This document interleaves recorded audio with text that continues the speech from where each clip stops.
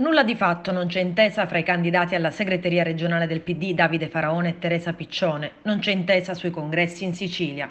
I due contendenti hanno dovuto comunicare al responsabile organizzativo del partito Gianni Dalmoro di non aver trovato un accordo entro la scadenza che era fissata per le 19 di ieri.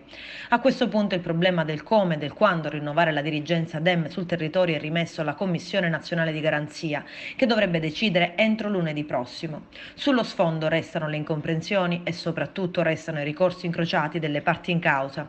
Piccione ha insistito sulla necessità di far celebrare i congressi locali prima delle primarie per la segreteria regionale, in programma il 16 dicembre, e con la partecipazione degli iscritti, anche se il tesseramento in quasi tutte le province è fermo all'anno 2016.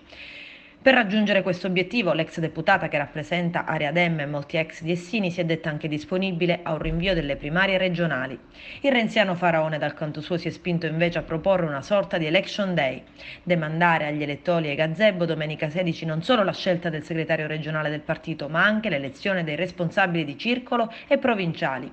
Soluzione, quest'ultima, bocciata dall'area Piccione soprattutto per questioni procedurali.